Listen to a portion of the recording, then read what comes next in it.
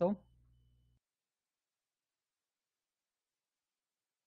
Só para organizar a aula de hoje, né? Basicamente eu vou resolver a questão da equação de Schrödinger para a potencial retangular, né? A gente vai ver o fenômeno do tunelamento quântico, né?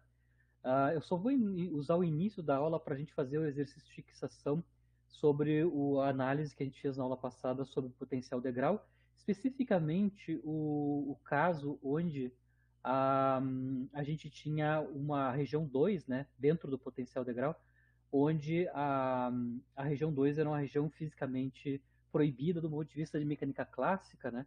A gente calculou explicitamente tanto a função de onda quanto a densidade de probabilidade, tanto na região 1, onde ela era livre, né? Onde ela incidia, e também na região 2, que é classicamente proibida. Nós vimos que a função de onda tinha o comportamento decrescente, né, com o número de onda 2, K2'. O mais importante é que nós mostramos explicitamente, né, que a densidade de probabilidade, que é a probabilidade de encontrar a partícula numa determinada região espacial, né, era não nula e decrescia exponencialmente com a posição.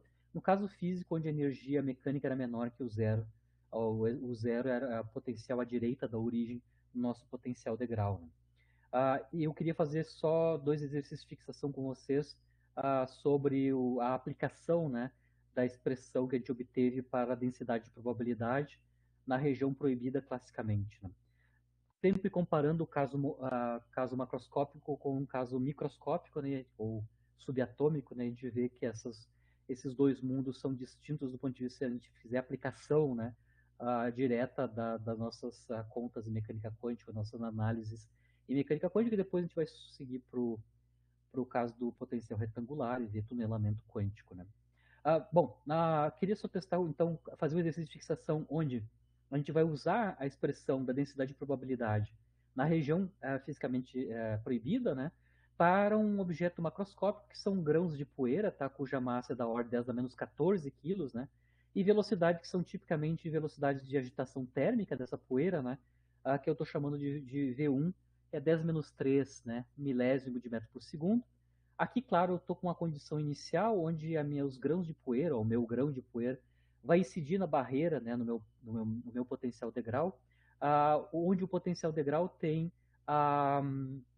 um valor, né, que é o dobro da energia cinética da poeira incidente. Tá? Lembrando que K1 aqui é a energia mecânica, ou a energia mecânica ou cinética, né, só cinética, da partícula na região 1, onde ela está livre. Né? Basicamente é proporcional à massa e à velocidade ao quadrado. Aqui eu estou assumindo então um caso particular onde a energia mecânica é a metade, né, do valor do potencial degrau, o zero, né, certo? O potencial é o dobro da energia mecânica, ou a cinética da partícula que está incidindo. Né? Aí eu quero saber qual é que é a distância de penetração na barreira, né, para que a densidade de probabilidade, né, decaia para 1% do seu valor na origem, certo? Então eu quero ver quanto a partícula se desloca na região classicamente proibida, no caso um grão de poeira, né, de maneira que a densidade de probabilidade caia por duas ordens de grandeza, né? Passa do valor da densidade de probabilidade na origem até ΔX, que é o deslocamento na região proibida, né? E eu quero saber quanto é que é esse deslocamento, né? Corresponde a duas ordens de grandeza de queda da densidade de probabilidade. A primeira coisa, como a gente mostrou na aula passada, né, a quantidade importante para a densidade de probabilidade na região 2 é o número de onda na região 2, que nós denominamos K2'. Né? Eu vou calcular primeiro quanto é que é o número de onda K2'. Na aula passada a gente mostrou explicitamente que ele é dependente da diferença, né, entre o valor da energia potencial, o U0, né, e a energia mecânica. Né? No caso aqui, basicamente, a diferença entre a U0 e a energia mecânica é justamente o valor da energia mecânica, né? Massa vezes velocidade ao quadrado, dividido por 2 da partícula incidente. Né? Se eu colocar a diferença igual ao próprio valor da energia mecânica, né? 2K1 menos K1, que dá 1K1, né? Onde K1 é a energia cinética da partícula incidente, a gente consegue ver que o número de onda na região 2 é basicamente o momento linear da partícula na região 1 dividido por h cortado. Isso a gente pode calcular numericamente o valor, né? A massa 10 a menos, 10 a menos 14 quilos, a velocidade pequena, né? 1 milésimo de metro por segundo, basicamente velocidade de agitação térmica, né? E o H cortado no SI, né, em joules por segundo, 10 a menos 34. Isso nos dá algo, 10 na 17, algo como sendo 10 na 17 inverso de metro, como o número de onda da partícula na região 2, se ela está sujeita a esse potencial, né? Bom, eu quero agora calcular qual é que é a distância, né, que ela vai adentrar dentro da região proibida, de maneira que a densidade de probabilidade, que é o φ quadrado 2, né, φ2 ao quadrado, seja duas ordens de grandeza menores que no caso da origem, né? Então eu vou calcular basicamente esta razão, né, a densidade de probabilidade cujo x é ΔX, né, à direita da origem, dividido pelo valor da densidade de probabilidade na origem. Eu quero que essa razão seja de 1%, né, o 0,01. Né? Lembrando que as densidades de probabilidade, a menos das constantes, né, dependem como um decrescimento exponencial, né, e na menos 2 K2', né, multiplicado pela distância percorrida a partir da origem dentro da região classicamente proibida. Com isso a gente consegue, isolando o ΔX, né, a gente consegue mostrar que basicamente o ΔX, né, a distância percorrida para cair duas ordens de grandeza na densidade de probabilidade, basicamente é logaritmo de 10 pelo número de onda K2'. Né? Isso dá, como a gente conhece o número de onda K2', isso dá da ordem de 2, 10 na menos 17 metros. Né? 2, 10 na menos 17 metros é um, um décimo de milhão, né? Um décimo de milhão menor que o tamanho atômico, né? Ou seja, no caso macroscópico, né, a penetração da barreira é não verificável experimentalmente, né? Ela penetra, né, na barreira, mas para cair duas ordens de magnitude na densidade de probabilidade, a distância percorrida dentro da região proibida foi várias vezes menores que o tamanho atômico, né? Lembrando que a poeira é um objeto macroscópico. Né? Por outro lado, se eu estou fazendo o mesmo procedimento, a mesma análise, né, para a partícula subatômica, aí o negócio muda de figura. Né? Por exemplo, eu posso modelar os elétrons no interior do metal, né, por exemplo, no efeito fotoelétrico, né, onde a gente consegue arrancar elétrons quase livres dentro do metal para fora via absorção de energia do fóton, né, a gente pode aproximar esse elétron no interior do metal como sendo descrito por uma partícula livre, né, ou seja, vai ser a minha região 1, né, que ele está sujeito, claro, a um potencial degrau, né, e que corresponde à interação dele com os outros átomos ao redor dele, né, as cargas positivas ao redor dele. Né? Então, quando ele tenta escapar do metal para o vácuo, né, tentar sair do metal, isso é efeito fotoelétrico, né, ele vai sofrer então a ação de cargas positivas do metal de maneira que tem uma barreira de energia para isso acontecer, ou seja, para ele sair do elétron, sair do núcleo, ou sair do metal, do átomo do metal que está quase fracamente ligado, né, a gente precisa dar uma energia. Lá no efeito fotoelétrico a gente já entendeu qual é que é a energia que a gente tem que dar, né? Basicamente a chamada função trabalho, né? No caso do cobre, por exemplo, a função trabalho é 4 eletrovolts. Então, para eu arrancar o elétron, tem que dar uma certa energia para tirar ele de dentro do átomo e colocar ele no vácuo fora do átomo, né? Basicamente, a função trabalho é a diferença entre a energia potencial, né, e a energia mecânica da partícula dentro, do elétron, dentro do átomo. Né? Ele está quase livre lá dentro, com uma certa energia mecânica. Ele está sujeito a um potencial que é maior que a energia mecânica. Né? Então, basicamente, essa diferença vai dar 4 eletrovolts, né, no caso do cobre, né, que é a função trabalho. E eu quero fazer o mesmo cálculo. Né? No caso do elétron dentro de um átomo do metal, eu quero calcular qual é que é a distância percorrida, né, para que a densidade de probabilidade na região 2, classicamente proibida, caia por duas ordens de magnitude, ou seja, 1% do seu valor original. Né. De novo, eu vou ter que recalcular quanto é que é o número de ondas no caso do elétron. Né. No caso do elétron, como eu comentei, né, a diferença do zero e o e basicamente é a função trabalho. Né. É quanto de energia eu tenho que entregar, de maneira que ele tem uma energia cinética diferente de zero, fora do núcleo, né? Fora do átomo, perdão, de metal. Né? Então, eu vou introduzir o ômega zero e calcular explicitamente, né, o K2', número de onda na região 2. No caso aqui, eu só vou multiplicar em cima e embaixo por C quadrado para a gente ter em cima a energia de repouso do elétron, que a gente conhece, né? E embaixo a constante H cortado C ao quadrado. E aí, substituições, né, a gente tem duas vezes a energia de repouso do elétron, que é 511 keV, né, 511 10 na 3 electrovolts. A função trabalho para o cobre, por exemplo, onde está esse elétron, né, é 4 electrovolts. E H cortado C em unidades de electrovolts e angstroms, né, isso é 1973 electrovolts angstroms ao quadrado. Né? Isso nos dá, quando a gente transformar o angstrom para metro, a gente vai ter um número de onda na região proibida, que é 10 na 10 inverso de metro. Se a gente fizer o mesmo procedimento para calcular qual é que é a distância percorrida na região proibida, para que a densidade de probabilidade decaia por duas ordens de magnitude, né? Basicamente, de novo, é logaritmo de 10 dividido por o número de onda na região 2, né? Isso vai dar, no caso do... Lembrando que aqui o K2 é justamente inverso de angstrom, né? O inverso de angstrom, 10 na 10, inverso de metro é justamente o inverso de um angstrom, né? O 2.3 é justamente o logaritmo de 10. Né? Isso é 2.3 angstroms, né? Aqui já faz sentido uma região, um deslocamento finito importante dentro da região proibida, né? 2.3 angstroms são duas vezes, três vezes, ou até quatro vezes o raio atômico associado ao átomo onde o elétron está ligado, né? Comparado com o caso microscópico, que é imperceptível, né? É impossível, o deslocamento é irrisório quando a gente está analisando objetos macroscópicos, né? Lembrando que apesar de a gente penetrar na barreira, né, com certas ordens de grandeza para essa penetração, lembrando que na aula passada a gente determinou que para o potencial degrau, para a condição ainda de energia menor que a energia potencial, o coeficiente de reflexão é 1 e o coeficiente de transmissão é 0. Não tenho transmissão, né? E tenho reflexão total. Então, apesar da partícula estar com probabilidade não nula dentro da região proibida, a gente calculou também que os coeficientes de reflexão e transmissão são consistentes com os clássicos, né?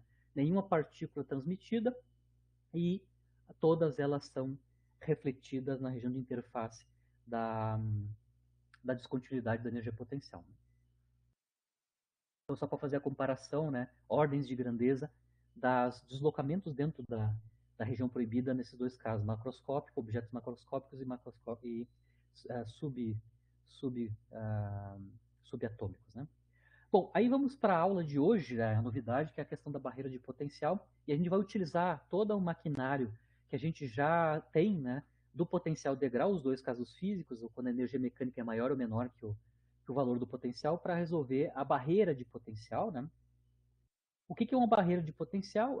A estrutura da barreira de potencial é justamente essa. Né? A minha função, a energia potencial, né, ela é constante V0 entre a origem e um valor fixo de x. Entre 0 e A, ou seja, dentro da região finita entre a origem e x igual a A, o meu potencial é constante, valendo o zero, e fora dessas regiões, né, tanto à esquerda da origem e à direita de x igual a, o potencial é nulo, a energia potencial é nula, certo? E a gente vai analisar os dois casos, né, onde a energia mecânica é menor ou maior que a energia potencial, né? Basicamente, se a partícula é transmitida à direita da região a gente tem o chamado fenômeno de tunelamento quântico, quando a energia é menor que o zero, certo? Mas a expressão a matemática da função energia potencial é esta, né? Ela é zero à esquerda da origem, que é chamada região 1, né? Ela vale o zero constante entre x, entre 0 e a, isso vai ser a nossa região 2, né? E zero novamente à direita da região x igual a, zero à direita de x igual a, que nós vamos denominar região 2. Então, aqui nesse caso da barreira de potencial retangular, o nome está óbvio, né? É um retângulo, né? Cuja altura é o zero e largura dessa barreira retangular é A, largura A. Nós temos agora a novidade que nós temos três regiões, né? 1, 2, 3. Duas onde o potencial é nulo e uma delas onde o potencial é constante, certo? Vamos começar com a primeira solução, no caso onde a energia é menor que o zero, que é justamente onde entre x, a origem, e A, ou seja, dentro da região do potencial, né, a gente tem como E é menor que o zero, a gente tem uma região proibida classicamente. Então, eu vou começar com a solução do problema, onde a gente tem na região 2, né, uma região que é proibida classicamente, onde a energia mecânica é menor que a energia potencial. Vou começar com essa com esse problema físico. Né? Bom, as soluções para as 3 regiões, nós conhecemos já das soluções para o potencial degrau. Né? Obviamente, a gente só tem 2 números de onda, né, nas 3 regiões. Né? À esquerda da origem e à direita de A, onde o potencial é nulo, né, a gente tem números de onda K que são proporcionais à energia mecânica da partícula quando ela é livre. Né?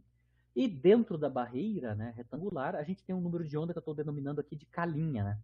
Lembrando que nesse caso o número de onda tem que depender da diferença entre a energia potencial e a energia mecânica, lembrando que o zero é maior que E no caso que a gente está analisando. Então vamos ter dois números de onda, fora da barreira retangular é K e dentro da barreira é K'. As soluções da equação de Schrödinger nas 3 regiões a gente já conhece, né? Nas regiões à esquerda da origem e à direita de A partícula é livre, porque ela tem potencial nulo, né? Quando tem potencial nulo, a solução geral para potencial nulo da equação de Schrödinger a gente já conhece, né? Na região 1, onde o potencial é nulo, né? A energia potencial é nula, a gente tem a onda incidente e a onda refletida, né? 2 ondas planas, né? Uma com número de onda mais K, outra com número de onda menos K. À direita da origem, à direita de x igual a também nós temos 2 ondas planas, né? Que é a solução típica quando o potencial é nulo, né? A partícula livre, né? Onde eu vou ter uma onda plana andando para a direita e outra onda plana andando para a esquerda, né? Na região 2, onde, no caso, a energia mecânica é menor que o zero, na aula passada a gente mostrou que a solução geral, quando a energia mecânica é menor que o zero, a solução geral da função de onda, neste caso aí, E menor que o zero, né? As soluções são superposições de funções exponenciais reais, né? Tanto crescente quanto decrescente, né? De x, onde o número de onda é K'. Então, na aula passada a gente já sabe do potencial integral quando o potencial é constante. No caso, onde a energia é menor que o zero, a gente já sabe qual é que é as soluções. As soluções gerais das 3 regiões são essas, né? Partícula livre, à esquerda da origem, à direita de x igual a e função real, né, exponenciais crescentes e decrescentes em x na região classicamente proibida.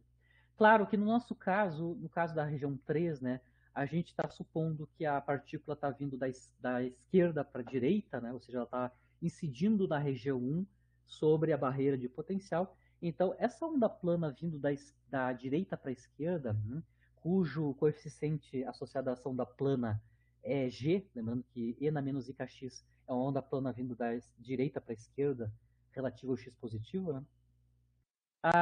Não nos interessa, não é fisicamente aceitável aqui, né? E a gente então vai assumir, claro, que o coeficiente g associado à ação da plana vindo da direita para a esquerda é zero. Com isso, a gente se restringe a solução para as 3 funções de onda a 5 parâmetros a determinar, né? Que são os coeficientes A, B, C, D e F, onde A e B estão associados com a onda incidente, com a onda plana refletida, no caso o coeficiente B, e a onda transmitida, né, na região 3, que é a onda plana andando para a direita, com o número de onda K e coeficiente F. Né? Então, F é o coeficiente associado à onda que foi transmitida, passou pela barreira retangular e foi transmitida para a região 3. Né? Vejam bem, nós temos 5 parâmetros a determinar. Né? A gente vai utilizar, então, as condições de continuidade da função de onda nas duas, porque agora a gente tem 2 regiões de descontinuidade da função energia potencial, né?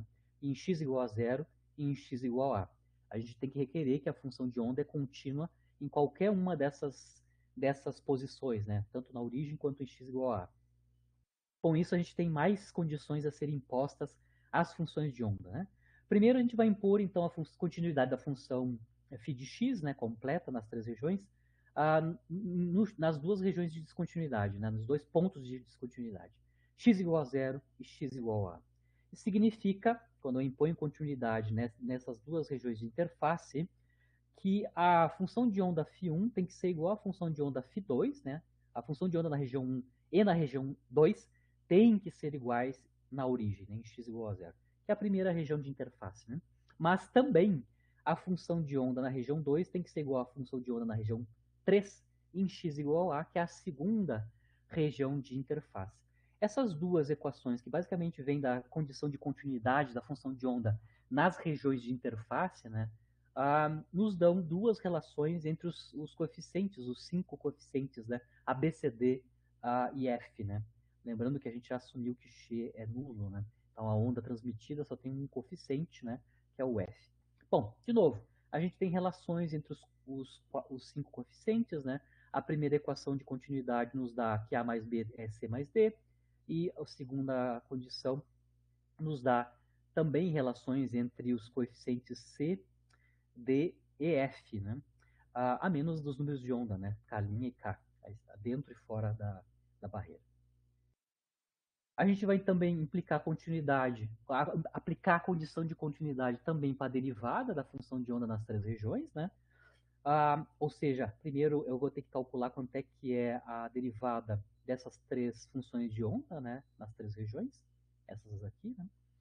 Já coloquei aqui explicitamente para vocês as derivadas daquelas soluções gerais nas três regiões, né? Basicamente são simples porque são exponenciais, né? Tanto complexas quanto reais, né? Bom, se eu tenho as derivadas, aí sim eu posso impor a condição de derivada contínua, né? Derivada primeira contínua, significa que a derivada da função de onda na região 1 e na região 2, né, tem que ser iguais em x igual a zero, e as derivadas da função na região 2, função de onda na região 2 e 3, tem que ser iguais, né, em x igual a a. Quando a gente impõe, então, as condições de continuidade para a derivada primeira,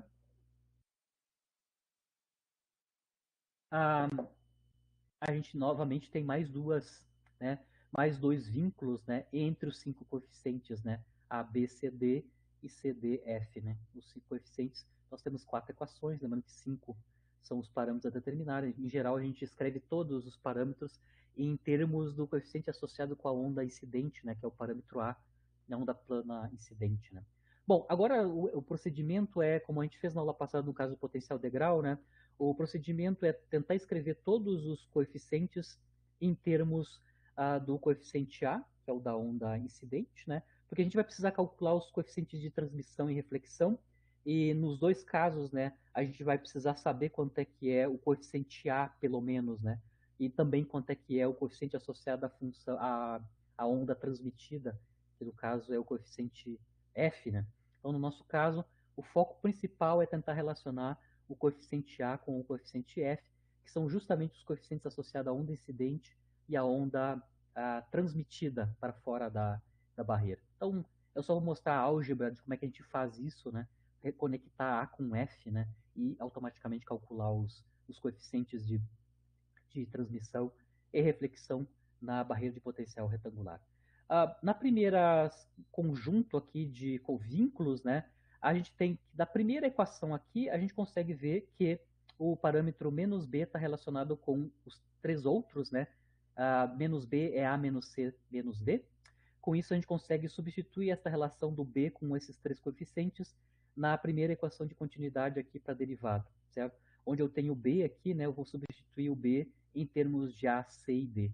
Com isso, eu consigo escrever o parâmetro A, né? Quando eu substituo o B aqui, eu vou conseguir, isolando o A, né? Consigo escrever o parâmetro A em termos dos parâmetros C e D e os números de onda, né? Os números de onda. Basicamente álgebra. Então não vou fazer o detalhe, porque é basicamente álgebra. Isolar o coeficiente A em termos dos outros dois, C e D, certo? Onde a gente já comeu o B, perdão, usando uma equação anterior, certo? Bom, A escrito em termos de C e D e os números de onda. Se eu fizer o mesmo procedimento agora com a segunda equação, né, eu posso, por exemplo, escrever o coeficiente D em termos de C e F, por exemplo. Tá? Se eu fizer isso, né, isolar D na segunda equação da continuidade, né, e substituir na segunda equação de continuidade para a derivada, né, ou seja, isolei D em termos de C e F e substituo o valor de D aqui na segunda equação para as derivadas. Né? Então, eu estou brincando com a utilização das quatro equações que impõem continuidade da função de onda nas três regiões. Né? Nesse caso que eu estou falando, eu consigo escrever o coeficiente C diretamente em termos do coeficiente F. Né? Como eu escrevi D em termos de C, então eu tenho uma relação única entre D e F, ou C e F. Né? No caso aqui, entre C e F. De novo, eu posso isolar C essa segunda equação, C, em termos de D e F, e fazer o mesmo procedimento. Colocar C em termos de D e F aqui na segunda equação, da derivada, né? E aí eu tenho mais uma condição para dois coeficientes, que é a relação entre o coeficiente D e o coeficiente F. Então aqui eu consegui escrever, fazendo esses procedimentos que estão escritos aqui, né? Descritos aqui, eu consigo escrever os dois coeficientes, o C e o D. O C e o D são os coeficientes associados à região 2, né? A região 2 é dentro da barreira, né? O C e D, ambos estão escritos em termos de F, né, do coeficiente F, que é o coeficiente associado à transmissão, à onda transmitida, né, e os números de onda nas duas regiões, claro. Né? Bom, lembrando que C e D estão escritos em termos de F, mas A está escrita em termos de C e D. Então, se a gente combinar A escrito em termos de C e C e D escritos em termos de F, nós podemos então relacionar diretamente A com F, ou seja, escrever A em termos de F diretamente. Só tem um sprint aqui, isso aqui não vai esse Fzinho aqui, eu já fatorei o F, né? Vocês conseguem ver claramente, né, que o A, no final das contas, vai virar proporcional a F, né, a menos da substituição de C e D, a parte que vem dos coeficientes aqui complexos, né, que depende dos números de onda. Né? Então, é justamente um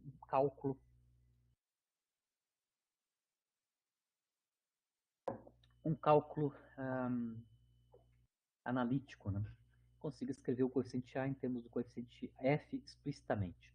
Está aqui, é uma função complicada. Vocês conseguem ver que são números complexos, né? Exponenciais complexas também, etc. Mas vocês conseguem já ver de cara que o coeficiente A sobre F, né? A razão de A sobre F, não é uma constante real, né? Ou seja, não é uma função real dos números de onda. Ela é uma função complexa dos números de onda k', certo? Isso é o primeiro ponto. Aqui eu ainda estou, claro, fatorando termos em comum, tá? Fazendo algebrismo, tá? Termos em comum, a gente vê que os denominadores são iguais nos dois termos, que é basicamente 4i k', né? As exponenciais ik vezes a também são comuns. Então, fatorei os termos comuns e o que sobrar sobrou, né? Então, basicamente, o que sobra, depois da fatoração dos termos comuns, são exponenciais reais, né? Esses aqui, né? São exponenciais reais, tanto decrescentes quanto crescentes, cujo argumento é k'A, né? Onde é a largura da barreira e k' é o número de onda dentro da barreira. Né? Esses estão multiplicados por quadrados de números complexos, né? Que dependem dos números de onda k'A. Tá? Inclusive, esses dois números complexos estão multiplicando as exponenciais reais, né? São relacionados por conjugação complexa. Tá? Se vocês olharem explicitamente o beta que eu chamei, que é esse quadrado que está aqui, tá? É justamente o complexo conjugado desse segundo termo que está aqui, multiplicando a onda exponencial. Então, por isso, na minha anotação, eu vou chamar esse número complexo de beta e o outro de beta estrela, só para lembrar que eles estão relacionados, os dois, o beta e o beta estrela, estão relacionados por conjugação complexa, porque tem troca de sinal do i, né? Quando eu vou de um termo para o outro, né? Certo? Claro, obviamente eles estão ao quadrado, né? Mas o argumento desse quadrado, eles estão relacionados por troca de sinal apenas na parte imaginária. Tá? Isso vai facilitar a conta, a princípio, né? Bom, se eu sei a razão A sobre F, sei que é um número complexo, na aula passada a gente aprendeu, né, como determinar o coeficiente de reflexão e transmissão, né? O coeficiente de transmissão é definido, então, como a razão das correntes de probabilidade da onda transmitida dividido pela onda incidente. Explicitamente nós calculamos na aula passada, né, que a corrente de probabilidade associada à onda incidente é proporcional ao quadrado do coeficiente associado a ela, que é o A ao quadrado, e o número de onda K1, né, que é o número de onda fora da barreira, né, fora da barreira, que é a região 1 e também é o mesmo número de onda na região 3, né. A região 1 e 3 tem o mesmo número de onda, né, K, na nossa notação. Então, obviamente, a corrente incidente, a corrente de probabilidade incidente é proporcional a K e ao quadrado da coeficiente A. A corrente de probabilidade associada à onda transmitida, o coeficiente é F, né? Então, a gente mostrou que é quadrado do coeficiente, e o número de onda é o número de onda também vai ser K, né? É o mesmo número de onda, tanto na onda incidente quanto na transmitida, o K é o mesmo número de onda. Significa que o coeficiente de transmissão numa barreira retangular, no caso onde a energia mecânica é menor que a energia potencial, é basicamente dada pela módulo quadrado da razão F sobre A, certo? Claro que a gente não tem a razão F sobre A para calcular o módulo quadrado, a gente tem a razão A sobre F. Bom, a gente vai calcular a razão A sobre F quadrado e depois vai inverter o resultado, né? Bom, o que eu quero calcular aqui primeiro é, como eu já tenho quanto é que é a razão A sobre F, eu quero calcular quanto é que vale então a razão A sobre F módulo quadrado. É A sobre F módulo quadrado. Lembrando que A sobre F é uma quantidade complexa, né? Então, para calcular módulo quadrado de uma quantidade complexa, envolve fazer o produto desta forma, né? A sobre F multiplicado por A sobre F estrela, né? Conjugado complexo da quantidade A sobre F, que eu já mostrei que é uma quantidade complexa dos números de onda, né? Se eu pegar a expressão do A sobre F e também o complexo conjugado, ou seja, trocar I por menos I nessa nossa expressão aqui compacta, né? Da razão A sobre F, aqui está explícito para nós ver quanto é que é isto, né? Aqui nos segundos termos eu tenho exatamente A sobre F, nos primeiros termos, fatores, né? Eu tenho o complexo conjugado de A sobre F, né? Ou seja, troca sinal de I em todo mundo que está aqui, né? Inclusive nos betas, né? Basicamente está aqui o produto, né? O produto A sobre F estrela sobre F, isso nos dá então o módulo quadrado da quantidade complexa A sobre F, certo? Eu vou fazer, claro, o, a abertura explícita apenas nos números de ondas, né? Dos números de onda, de quanto é que é esse módulo quadrado de A sobre F. Tá? Bom, aqui eu estou fazendo o produto, né? Só para dar o detalhe, faço o produto. Claro que essas exponenciais E na IKA, elas se cancelam.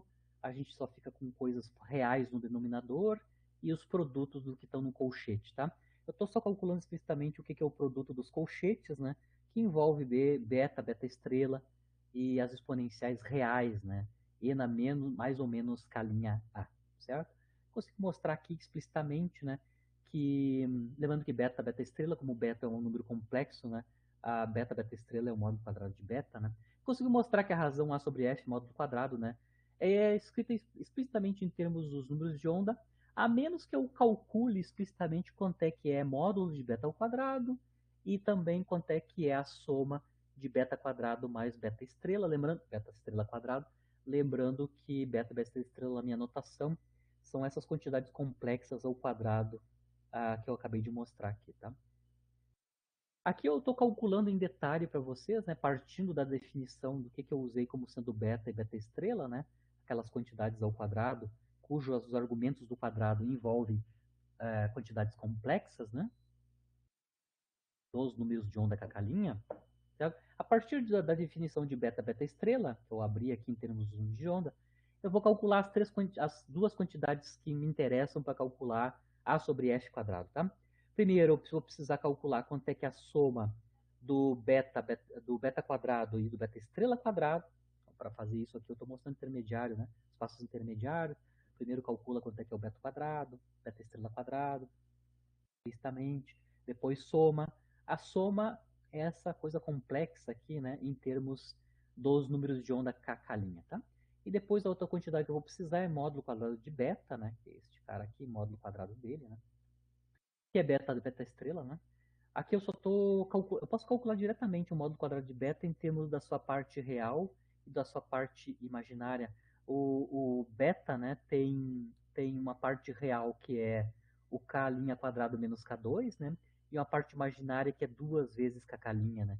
Então eu consigo, só elevando ao quadrado, né, as partes reais e imaginárias do beta, eu já consigo calcular quanto é que é módulo de beta ao quadrado. Módulo de beta ao quadrado é a soma dos quadrados da parte real e imaginária na representação retangular, né, ou cartesiana desse número complexo beta. Né? É só mostrando o detalhe de qual é que é a conta explícita. Essas duas quantidades, que é o módulo de beta quadrado e a soma beta quadrado mais beta estrela quadrado, basicamente eles são dados em termos dos números de onda, né? Funções reais, inclusive, né? Funções reais dos números de onda. Então vamos substituir esses valores ali E aí a gente vai chegar nessa expressão aqui para, da direita, né, para o módulo de A sobre F, né? Normalização. Aqui eu já substituí as quantidades que envolvem, as quantidades que estão multiplicando, né, o beta quadrado, o módulo de beta quadrado está multiplicando essa soma de exponenciais reais, né? E depois tem o negativo da soma dos beta, beta estrela, né? Substituir isso está aqui, né? E aqui explicitamente, né? O detalhe algébrico, né? E aquela soma de exponenciais reais, a gente consegue ver claramente, né? E na menos 2 k' A mais E na 2 k', basicamente isso aqui pode ser escrito em termos da função cosseno hiperbólico, né? O que está dentro do parênteses aqui é basicamente 2 vezes o cosseno hiperbólico, né? Usando a definição de cosseno hiperbólico, né? É 2 vezes cosseno hiperbólico de 2 k', o argumento das exponenciais reais, isso é 2 k'. Então eu ainda consigo escrever em termos do cosseno hiperbólico esse primeiro termo, né? Lembrando que o cosseno hiperbólico pode ser escrito em termos do seno hiperbólico, então eu vou usar uma identidade, né? Cosseno hiperbólico de 2x é 1 mais 2 vezes o seno hiperbólico ao quadrado de x. Então, de novo, o cosseno hiperbólico de 2k', vai ser escrito em termos do seno quadrado hiperbólico de k'. Tá? Fazendo isso, obviamente, eu tenho cancelamento de algumas quantidades aqui quando eu introduzo essa identidade aqui. Eu chego nessa expressão aqui para módulo quadrado de A sobre F, né? Ela vai envolver, então, no primeiro termo, o seno hiperbólico ao quadrado de K'F e termos que dependem apenas dos números de onda, né? Quando eu faço o produto da normalização pelos dois termos, eu consigo mostrar que o módulo quadrado de A sobre F, basicamente, é 1 mais um fator que depende dos dois números de onda multiplicado por seno quadrado hiperbólico, né, de K'A. Lembrando que a gente está analisando o caso onde a energia mecânica é menor que a energia potencial, significando que a região 2 é classicamente proibida, né? Bom, mostramos agora há pouco, né, que o coeficiente de transmissão dessa barreira de potencial retangular é módulo quadrado dos coeficientes, da razão dos coeficientes F sobre A. Como a gente já obteve o inverso disso, né, basicamente, então, o coeficiente de transmissão é o inverso desta quantidade que nós acabamos de calcular em detalhe aqui, né? Ou seja, o coeficiente de transmissão, no caso, onde eu estou transmitindo para fora dessa barreira, né? O caso físico onde a região 2 é uma região proibida classicamente, né? Meu coeficiente de transmissão é o inverso desta quantidade, onde a dependência do denominador é em seno hiperbólico ao quadrado de K'A. Aqui da expressão explícita do coeficiente de transmissão, né? Em termos dos números de onda. Vocês conseguem ver já claramente que o coeficiente de transmissão é não nulo, certo? Claro, pode ser que em algum lugar ele dê zero, mas necessariamente o coeficiente de transmissão é diferente de zero, neste caso, passando por uma região classicamente proibida. Então, aqui já tem uma primeira diferença com o caso clássico, né? Eu consigo passar por uma região classicamente proibida e transmitir a onda, né, ou a partícula, para fora do meu potencial, da minha barreira de potencial retangular que tem a largura A e a altura U0, né?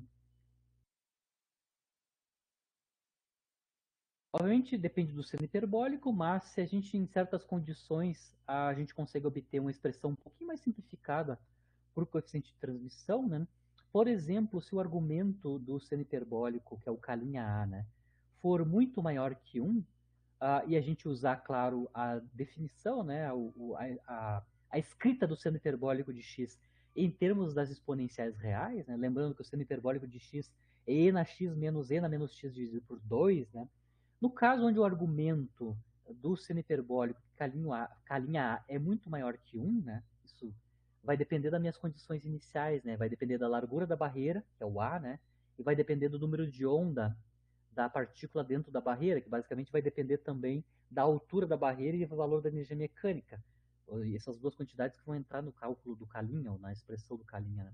Se for o caso, se essa condição é satisfeita, né, K'A muito maior que 1, a gente vê que a segunda exponencial aqui na escrita do seno hiperbólico, né, vai asintoticamente zero, né, e a gente pode aproximar nesse limite o seno hiperbólico de x como sendo e na x sobre 2, então apenas uma função crescente exponencial de x dividido por 2, significa que a gente pode escrever o seno quadrado hiperbólico de K' A, né, como sendo e na 2K' A dividido por 4, no caso que K' A é muito maior que 1, se essa condição for satisfeita. Né?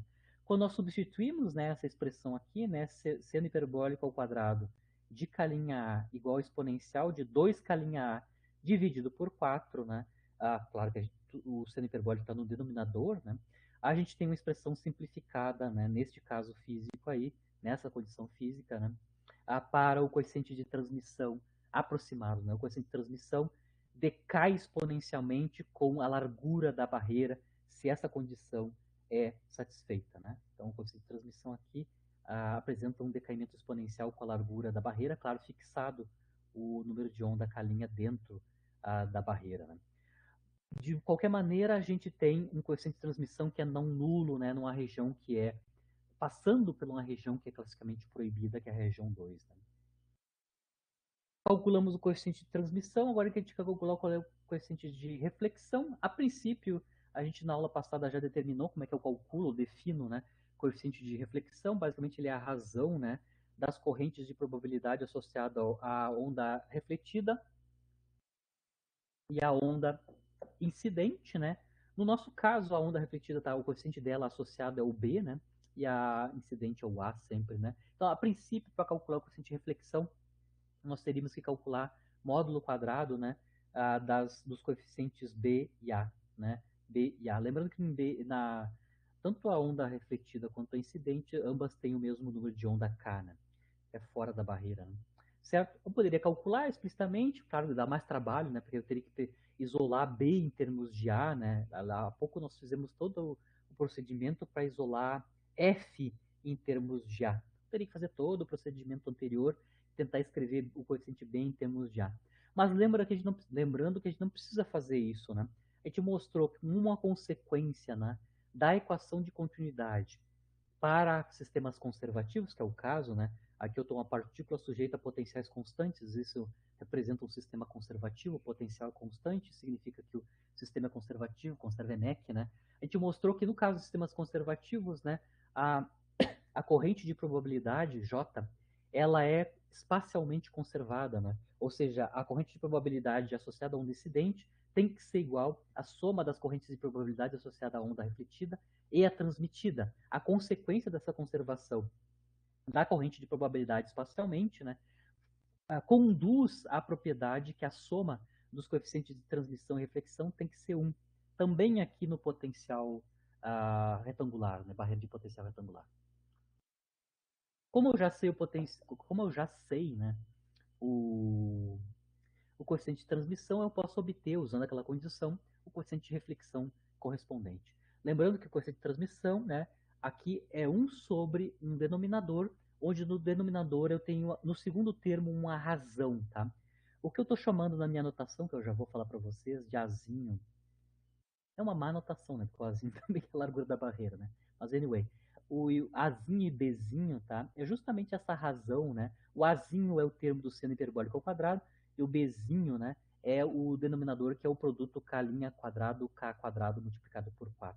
Basicamente no denominador tem uma razão, ou seja, o denominador eu estou dizendo que é 1 sobre o denominador é 1 mais uma razão A sobre B, onde o Azinho é proporcional ao seno hiperbólico ao quadrado e o Bzinho é proporcional ao 4K' quadrado K2.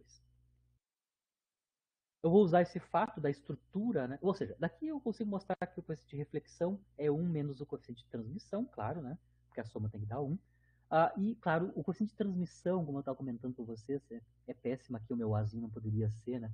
Mas, basicamente, o coeficiente de transmissão é 1 sobre um denominador, que é 1 mais uma razão de duas quantidades, que, infelizmente, aqui eu fui infeliz na escolha das razões, né? Mas vocês entendem o que é o A e o B aqui, né? O A e o B é justamente o termo do seno hiperbólico ao quadrado, né? Que é a parte de cima, e a parte de baixo é o 4K quadrado, K' quadrado. Certo? Mas basicamente a estrutura é essa. Eu posso brincar um pouquinho, né? Em termos daquela razão. Eu estou fazendo um algebrismo aqui para vocês, né? Nessa subtração. Aqui eu consigo mostrar que o coeficiente de reflexão, em termos da razão, que aparece no denominador do coeficiente de transmissão, né, eu consigo mostrar que o coeficiente de reflexão basicamente é o inverso de 1 mais D sobre A, né? Ou seja, o coeficiente de reflexão é só pegar o coeficiente de transmissão e inverter quem está no número. Inverter aqui quem está no numerador e no denominador do segundo termo do denominador, né, do coeficiente de transmissão. Tá? É só um algebrismo para mostrar claramente que rapidamente a gente consegue obter o coeficiente de reflexão a partir de transmissão. Basicamente a ordem só inverteu, né? Eu tinha o inverso de 1 sobre 1 mais. Perdão, eu tinha o inverso de 1 mais A sobre B, no caso da transmissão, e agora eu vou ter um inverso de 1 mais B sobre A no caso da reflexão. Então aqui eu estou escrevendo explicitamente, né, quem é o coeficiente de reflexão obtido a partir da condição que a soma dos dois coeficientes tem que dar 1 por conservação da corrente de probabilidade na região de interface de chegada da onda incidente, em que parte vai ser refletida e uma parte vai ser transmitida, né, através da região classicamente proibida. Né? De novo, comparado com o caso clássico, o coeficiente de reflexão, né, é diferente de 1. Lembrando que no caso clássico, né, como a região 2 é classicamente proibida, o que aconteceria? Né? A partícula viria até a posição da origem, a x igual a zero seria um ponto de retorno, ela retornaria, né? Ou seja, seria refletida com a probabilidade de 100%, né? E não poderia passar para a região 3, porque a região 2 é classicamente proibida, né? Então, do ponto de vista clássico, os coeficientes de transmissão e reflexão seriam exatamente transmissão exatamente 0 e reflexão exatamente 1. Aqui em mecânica quântica, nesse caso onde o E é menor que o zero, nós mostramos explicitamente que tanto a transmissão, o coeficiente de transmissão, quanto o de reflexão são diferentes dos valores clássicos, né? E dependem das condições dadas pela barreira, que é a largura da barreira, e também os números de onda fora e dentro da barreira, mas que basicamente é dado pela relação entre o valor da energia mecânica e o valor da energia potencial. Então, basicamente, a gente tem valores diferentes dos casos clássicos, do esperado clássico aqui, né? Obviamente que em determinadas condições a gente vai ter que recobrir, claro, o limite clássico, como a gente mostrou na aula passada no caso do potencial retangular. Potencial degrau, perdão. Mas está calculado explicitamente coeficiente de transmissão e reflexão para o caso passando por uma região clássica, classicamente proibida. Aqui, claro, eu poderia repetir como é que são as funções. Como a gente já determinou as relações dos coeficientes, né? Se eu voltasse aqui na solução nas três regiões, né? Permitam voltar aqui rapidinho.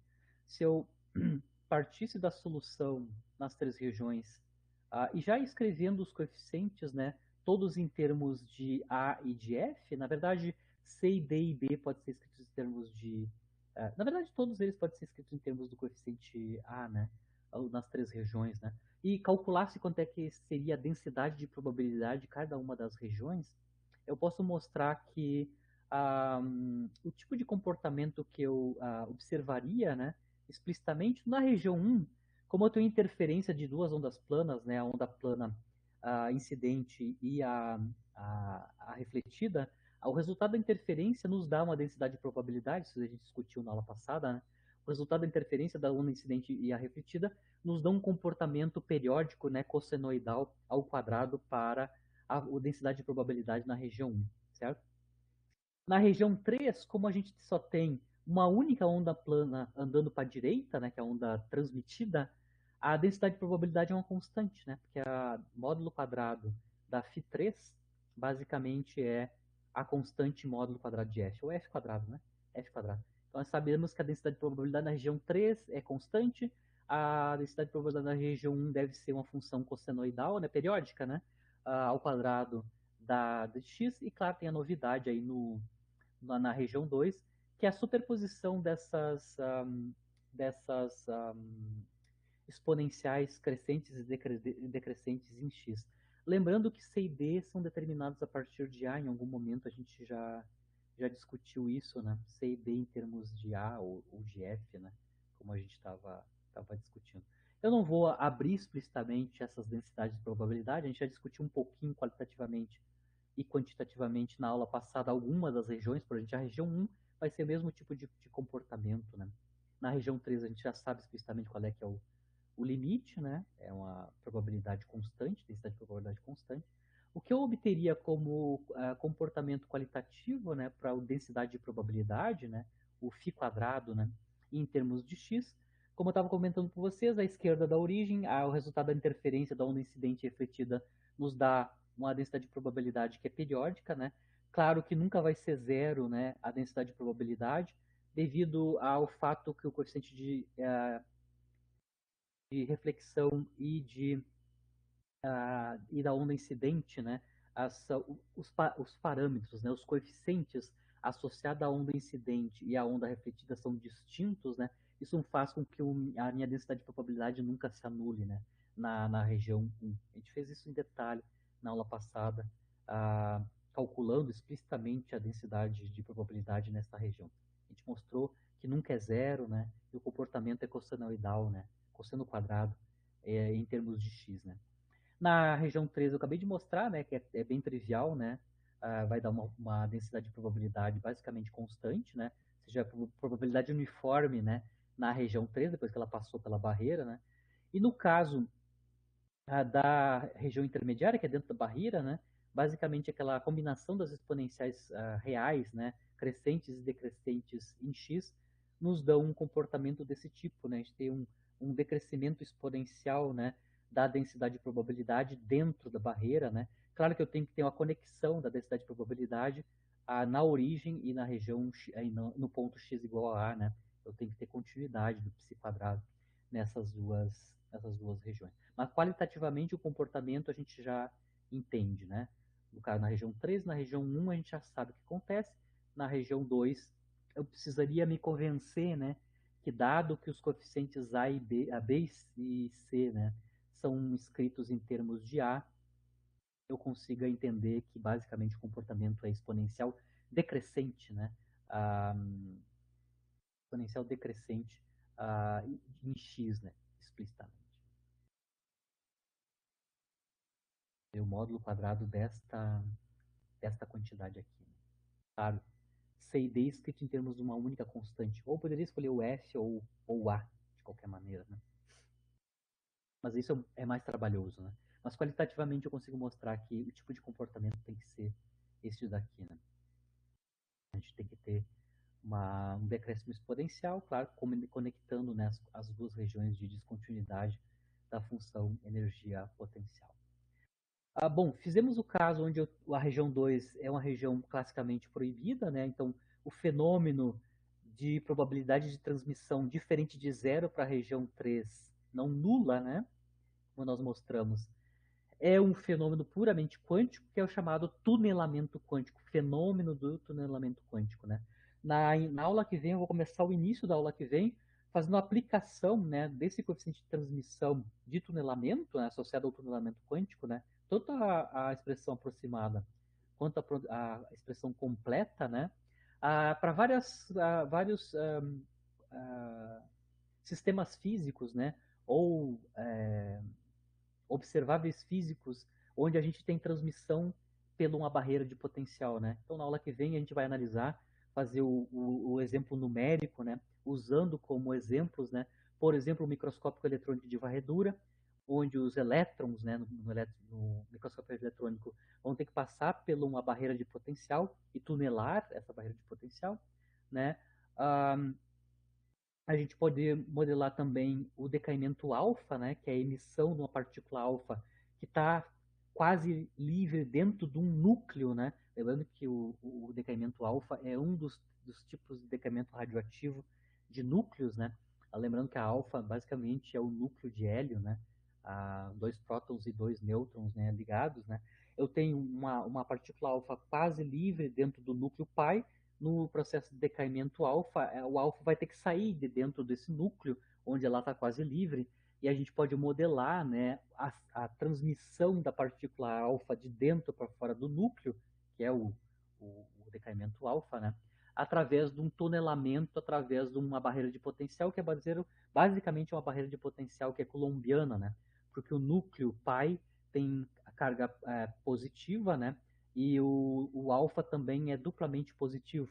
Então, ela tem uma interação coulombiana repulsiva entre a alfa e o núcleo pai, né? Essa transmissão da alfa pela barreira coulombiana repulsiva é calculável via o nosso modelo. Isso que eu estou mostrando, comentando com vocês, é o modelo de Gamow, né? Para o decaimento alfa, onde no modelo do Gamow, ele assume que a alfa emitida estava originalmente dentro do núcleo e passou uma barreira de potencial coulombiano repulsivo, né? Claro que tem todo um detalhamento que o potencial repulsivo ele não é constante, não é uma barreira retangular como a gente está fazendo aqui, mas a gente consegue bastante procedimentos, né, ordens de grandeza qualitativas, usando, assumindo que a minha barreira de potencial colombiana ah, aproximadamente seja retangular. Pelo menos a gente obter as ordens de grandeza para o coeficiente de transmissão da alfa de dentro do núcleo para fora do núcleo. Né?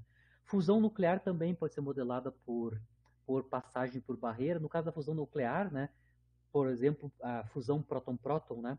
Basicamente, a gente vai ter que, para colocar os dois prótons próximos o suficiente, de maneira que a força dominante seja a força forte e não a força coulombiana repulsiva entre os prótons, né?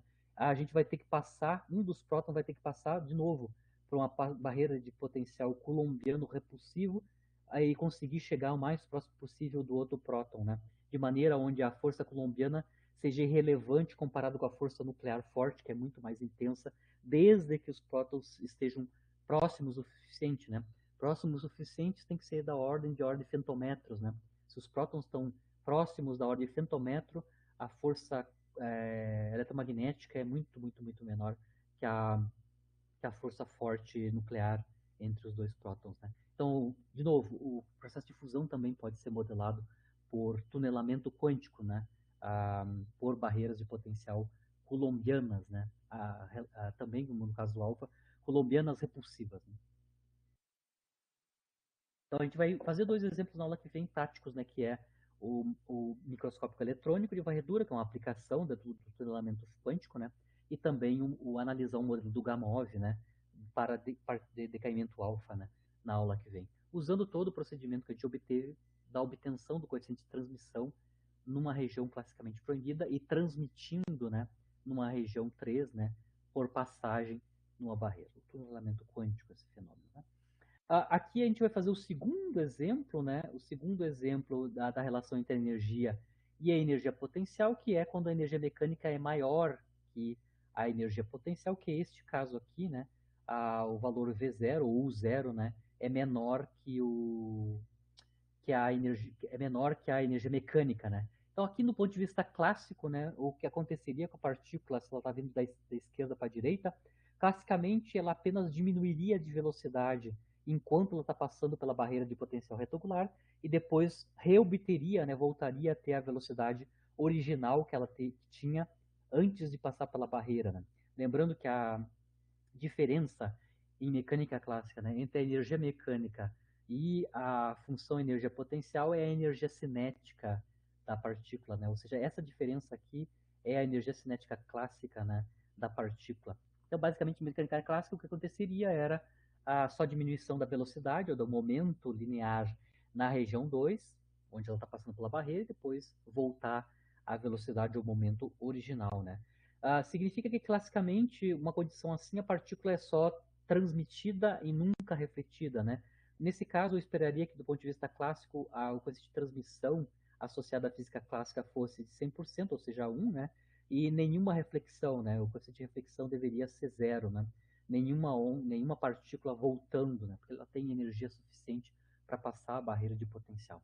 Aqui na mecânica clássica quântica, a gente vai mostrar que esses dois coeficientes não são exatamente iguais os clássicos. Claro que sempre os limites clássicos em algum momento vai ter que recobrir, né? No caso da barreira do potencial degrau da aula passada, a gente mostrou que o limite clássico é obtido quando a energia da partícula é muito, muito maior que a barreira de potencial, que o valor da altura da barreira de potencial, né? o T e o R se aproximam dos casos clássicos quando a razão E sobre o zero é muito maior que 1, né? Ou seja, a energia mecânica é muito maior que a energia potencial na barreira, né? Mas o que seria de novidade analisar essa nova região física, nessa condição física nova, né?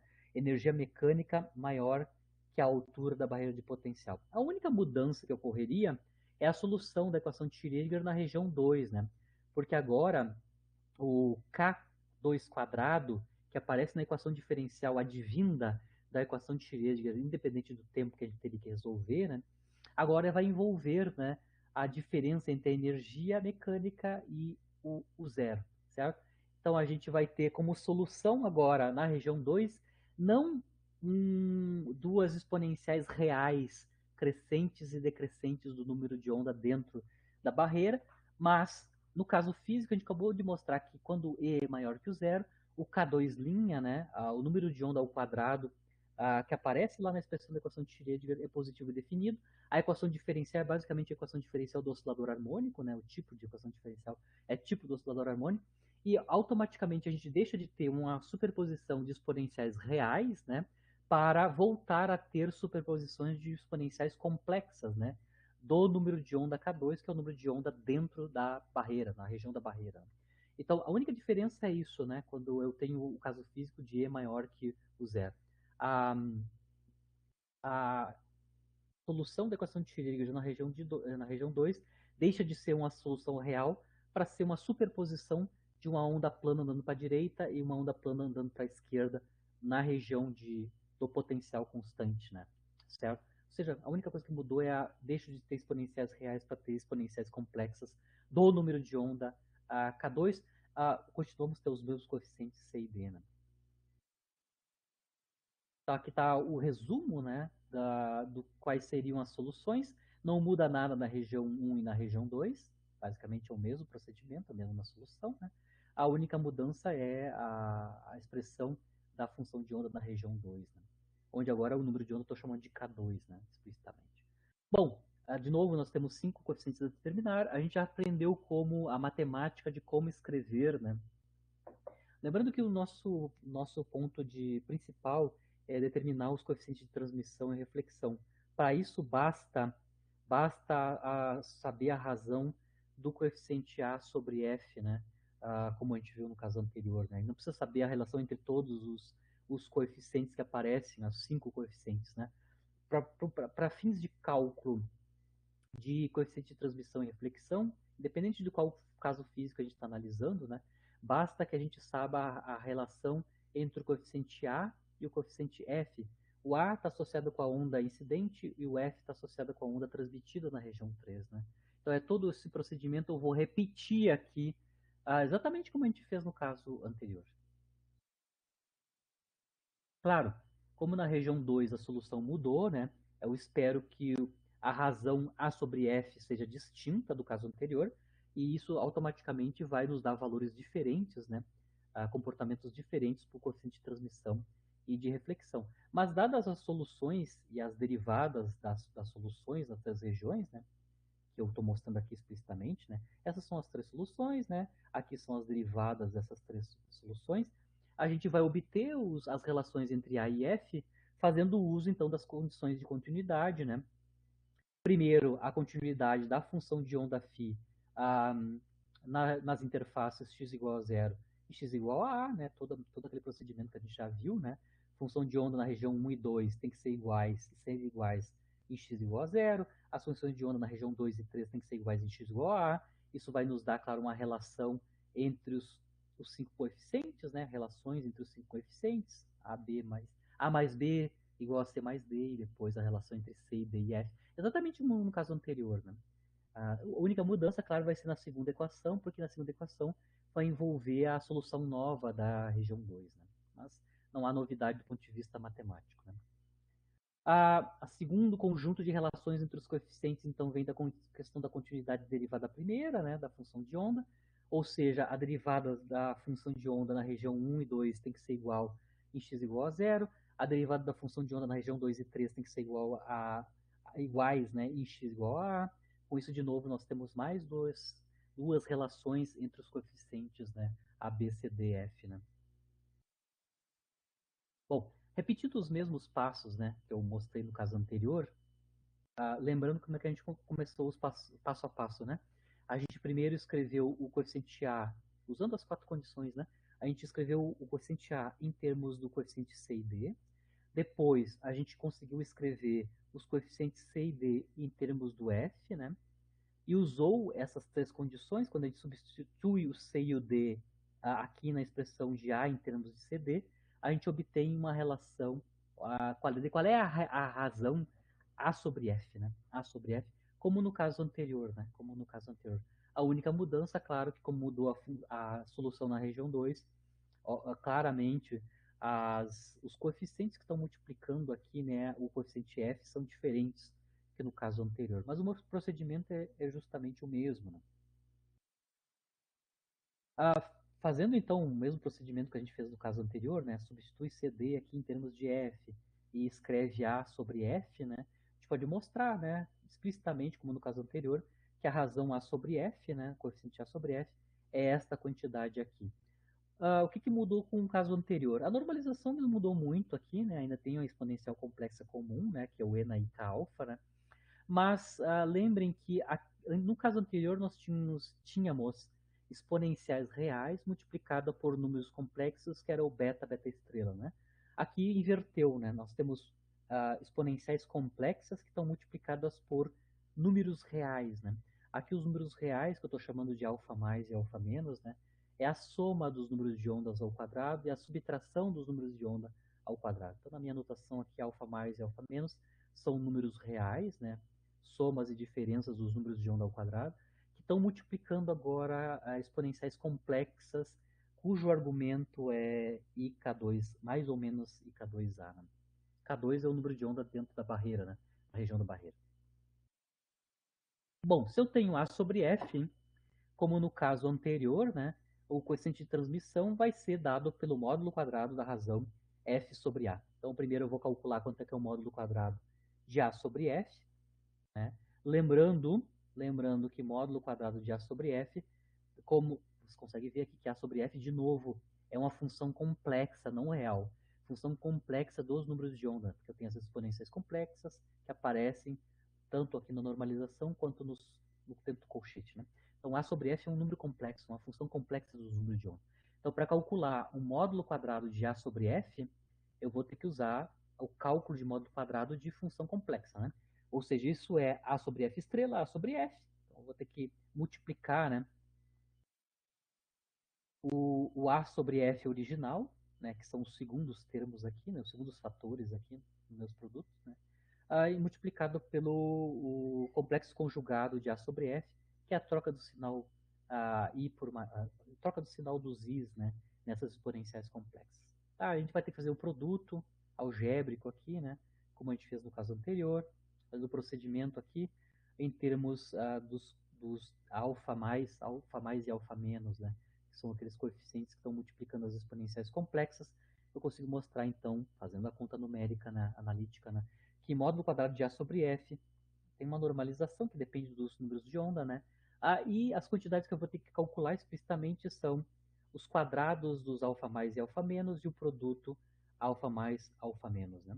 Então aqui eu estou calculando explicitamente o que eu preciso calcular, o que eu preciso fazer para calcular a razão A sobre F módulo quadrado. Né? Eu preciso calcular basicamente 4 quantidades, né, que eu vou mostrar agora embaixo, tá? O alfa mais ao quadrado, o alfa menos ao quadrado. Lembrando que o alfa mais e o alfa menos são funções reais dos números de onda, né? Alfa mais quadrado, alfa menos quadrado, e 2 vezes alfa mais, alfa menos, e 4 vezes alfa mais, alfa menos, tá? Então, precisamos calcular, na verdade, essa soma, né? Alfa mais quadrado mais alfa menos quadrado. A definição dos alfa mais, alfa menos, né? A gente consegue mostrar quanto é que é essa soma quadrada em termos dos números de onda, né? O produto alfa mais, alfa menos que aparece nos dois termos ali dentro do colchete, a gente consegue calcular também explicitamente. Basicamente, é o quadrado da diferença dos quadrados, né? K e K2, onde K é o número de onda fora da barreira, K2 é o número de onda dentro da barreira. Quando a gente soma esses 3 primeiros termos aqui, né, a gente consegue mostrar que é bem simples. A soma dos 3 primeiros termos só dá basicamente 16 K2 K quadrado, K2 quadrado, né? Basicamente, a gente tem uma simplificação de quanto é que dá esses três primeiros termos. E, claro, tem uma função de kk', ou kk2, que está multiplicando agora não a função seno hiperbólico, porque as minhas funções exponenciais são complexas, essas somas de funções complexas que estão aqui, essas exponenciais complexas, como eu tenho um mais aqui, né? Isso está associado com a função trigonométrica cosseno, né? Basicamente, essa soma das exponenciais complexas aqui é duas vezes o cosseno, um, cosseno trigonométrico, né, de 2k2a, né? Então, o que está aqui dentro do colchete, basicamente, é duas vezes, esse número 2 aqui, né? Duas vezes cosseno de 2k2a. Aqui eu vou escrever o cosseno de 2θ em termos do seno quadrado. Então, ainda por isso que aparece esse seno ao quadrado aqui, né? Então, daqui para cá, eu substituí o cosseno de 2k2a por 1 menos seno quadrado de k2a, explicitamente. Né? Por isso que aparece o seno quadrado de k2a no último termo. Bom, depois que eu substituo, né, os alfas aqui, né, finalmente eu consigo obter a razão A sobre F módulo quadrado, né? A gente tem a normalização, e a gente vai ter um termo, o segundo termo que envolve o seno quadrado trigonométrico, não hiperbólico, né? De K2A. Tá? Lembrando que K2 continua sendo o número de onda dentro da barreira e A é a largura da barreira, né? Basicamente, eu consigo ter um cancelamento aí dos termos e eu consigo mostrar que o módulo quadrado de A sobre F é 1 mais uma quantidade, que eu chamei de psi aqui para compactar, né? 1 mais algo proporcional a seno quadrado trigonométrico, né, de K2A, certo? Lembrando que o coeficiente de transmissão é a razão F sobre A, módulo quadrado, então eu vou ter que inverter essa quantidade que eu acabei de mostrar, né? Se a gente inverter, a gente vai ter, então, explicitamente no caso aqui, quando a energia é maior o valor do potencial, né, da energia potencial na barreira, né, que é o U0, o coeficiente de transmissão é o inverso desta função aqui, né? Ou seja, no denominador a gente tem a função seno quadrado de K2A, né? Esse é o coeficiente de transmissão. De novo, a gente tem, diferente do caso clássico, onde a coeficiente de transmissão tem que ser 1, né? No caso clássico, né? Aqui o coeficiente de transmissão é diferente de zero, certo? Pode ser diferente de zero, dependendo do quanto é a largura da barreira e os números de onda. Né? Mas não necessariamente ele é 1, como esperado no caso clássico, né? Fazendo o mesmo procedimento que a gente fez no caso anterior, onde a gente sabe que a soma dos coeficientes de reflexão e transmissão tem que dar 1, a gente consegue reescrever, né, o coeficiente de reflexão em termos de transmissão. O brinquedo é o mesmo no caso anterior, né?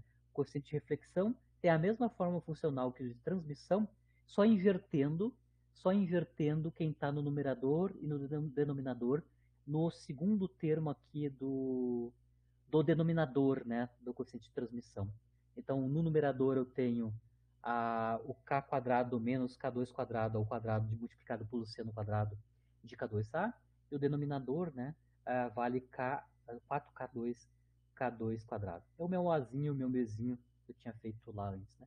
Então, o coeficiente de reflexão é a mesma expressão, só trocando a ordem, né, de quem está em cima e quem está embaixo, a partir do coeficiente de transmissão. De novo, eu consigo mostrar que a expressão do coeficiente de reflexão também não é consistente em mecânica quântica, no caso geral, com o esperado em mecânica clássica, onde o coeficiente de reflexão seria zero. Né? Em mecânica clássica, eu teria coeficiente de transmissão completamente 100% e o reflexão nulo, né? Não tem nenhuma partícula refletida, né? Porque a energia mecânica é maior que, a, que o valor do potencial. Ela passa pela barreira tranquilamente com folga de energia cinética. Né? Tem uma novidade aqui interessante, como aqui no coeficiente de transmissão e também no reflexão, né, apareceu uma função trigonométrica, tá? Função trigonométrica. No caso anterior, a gente já tinha uma função hiperbólica, né, seno hiperbólico, que até a gente viu um caso limite, mas aqui tem uma coisa interessante,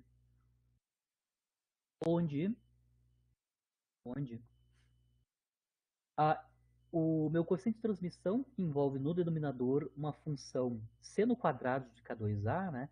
Sendo que como ela é uma função trigonométrica, ela o seno quadrado, ele pode ter alguns, para determinados valores de K2A, o produto K2A, esse seno quadrado pode ser nulo, que é o caso onde o coeficiente de transmissão vai ser 1, né? Ou vai ser máximo 1, né? Máximo 1, onde a gente tem o mínimo para o coeficiente de transmissão. Então, a gente consegue obter os valores máximos e mínimos do coeficiente de transmissão a partir dos valores extremos, né, do seno ao quadrado. Mas uma coisa interessante é que, apesar que, de maneira geral, o coeficiente de transmissão nunca é 1, né, comparado com a mecânica clássica, ele é uma função complicada dos números de onda e da largura da barreira A, né? Mas vocês conseguem ver aqui que quando o seno quadrado é nulo, isso é obtido a partir de certas condições para o produto Ka, né? O K2A, perdão, tem que ser múltiplos de π, por exemplo, né? Quando o K2A, o produto K2A é múltiplos de π, o seno quadrado é zero, significando que o coeficiente de transmissão vai ser 1, que é o caso clássico, né? Isso se repete para vários valores de K2, né? Ou seja, para vários valores da relação entre a energia mecânica e a energia potencial, né? A razão entre a energia mecânica e a energia potencial, né? Isso é um fenômeno bem bastante próprio aqui de mecânica quântica, né? A, a gente vai ter, então, T igual a 1, né? No caso do coeficiente de transmissão, nessa região onde E é maior que o zero, onde K2A é números inteiros de π, como eu comentei, né? Ah, ou seja, eu vou ter picos de máximo T igual a 1 para certas condições físicas da minha barreira e da minha energia mecânica da partícula que está incidindo nessa barreira, né? Mas para esses casos onde essa condição aqui é satisfeita, né, a gente vai ter a transmissão de 100%, tá? 100%. Essa condição aqui basicamente corresponde, né, aos casos onde a espessura da barreira, que é o A, né, é igual a múltiplos inteiros da metade do comprimento de onda de Broglie da partícula, né, dentro da barreira, né? Então ela tem um número de onda dentro da barreira, a metade do número do comprimento de onda de Broglie é este valor aqui, né, 2π sobre K2, é o lambda 2, né?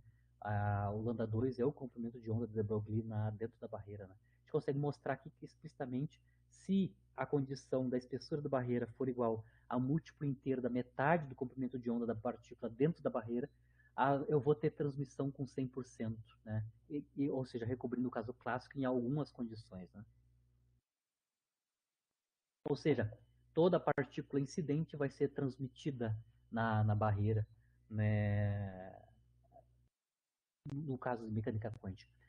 Do ponto de vista de ondas clássicas, né, esse tipo de fenômeno, para certas condições eu ter transmissão 100%, e se essas condições não são satisfeitas, eu não tenho a transmissão 100%, ocorre também em ótica ondulatória, né, quando a gente está incidindo onda eletromagnética, né, especialmente onda de luz, né, associada à luz, né, em lâminas de materiais com espessuras iguais a meio comprimento de onda, né, ou múltiplos desse valor, né, da radiação eletromagnética incidente, né. Nesses casos aí toda a radiação vai ser transmitida através das lâminas, né, do material. Ou seja, dependendo qual é a espessura das lâminas do material que eu estou passando a minha radiação eletromagnética, essa transmissão de 100% pode ocorrer, certo? Então eu tenho um análogo ondulatório em que esse tipo de transmissão 100% para certas condições, que é o caso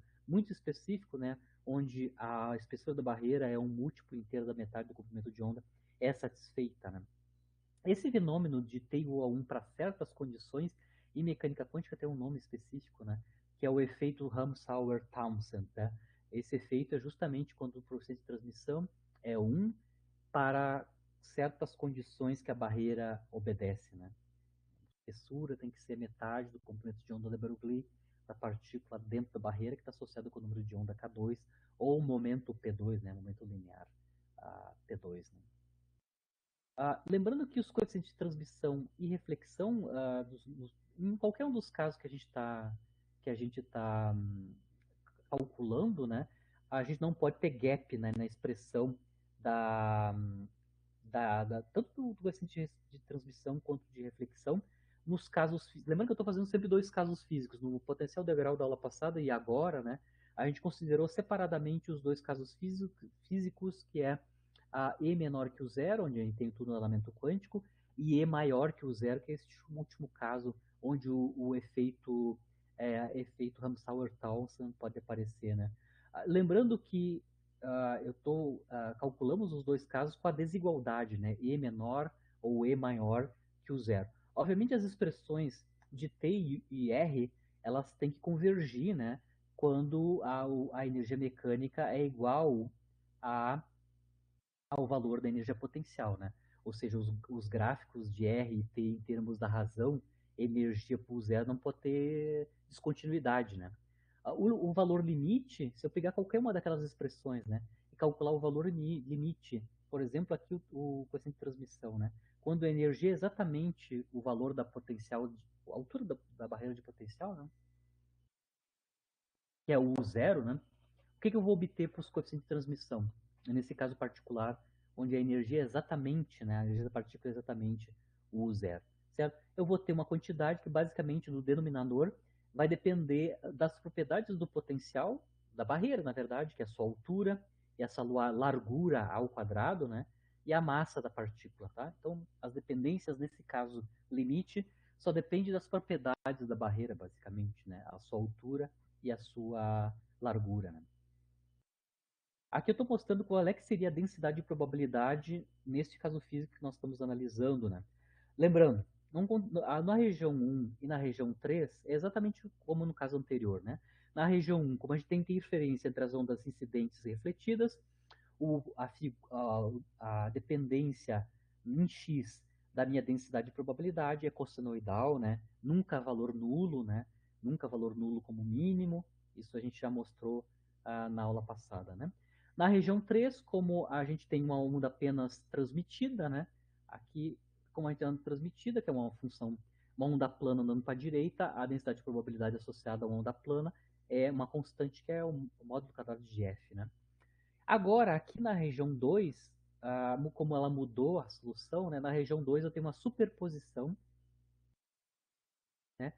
Na região 2 agora eu tenho uma superposição de ondas planas. Agora, de novo, como eu tenho uma onda plana andando para a direita e uma onda plana andando para a esquerda com o número de onda K2, a interferência dessas ondas planas andando para a esquerda e à direita dentro da região da barreira, né, faz com que a densidade de probabilidade, ao invés de decrescer exponencialmente com um x, como no caso anterior, o comportamento que a gente deve ter, né, é um comportamento de novo oscilatório, né, com a única diferença que a largura aqui, né, o comprimento de onda, né, associado à densidade de probabilidade, ou seja, as distâncias entre os dois máximos ou dois mínimos na densidade de probabilidade ao quadrado, apesar de ser nos dois casos cossenoidal ao quadrado, né, as larguras são distintas, né, as distâncias entre os picos são distintos nos dois casos, né.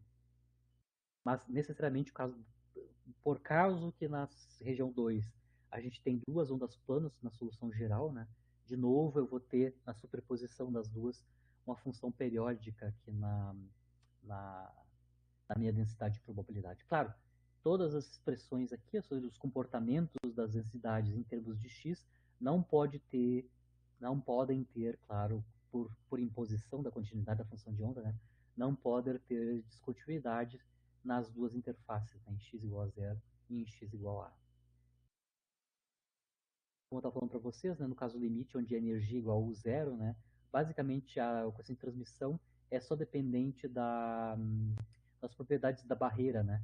Essa quantidade aqui que está embaixo, o denominador, né, é chamada opacidade da barreira.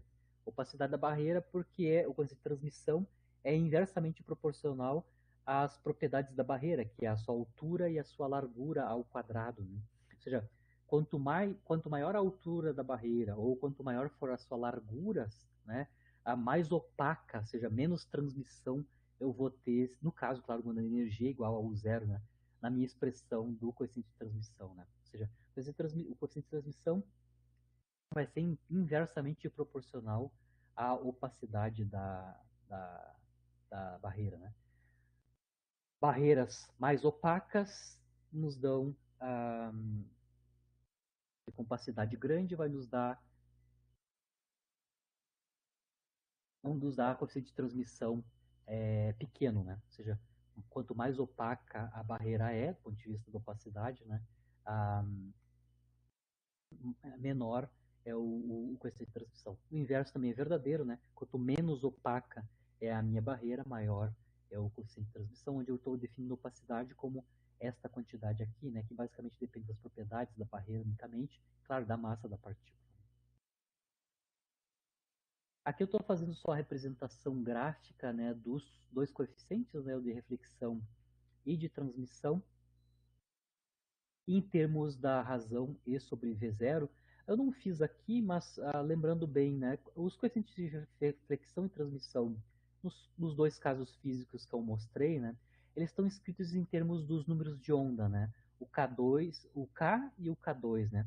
Lembrando que o K e o K2 são explicitamente, o K é proporcional à energia, né, e o K2 é proporcional, aí depende se é maior ou menor que E0, mas ele depende tanto do e também do valor da altura do potencial, né, o U0, né?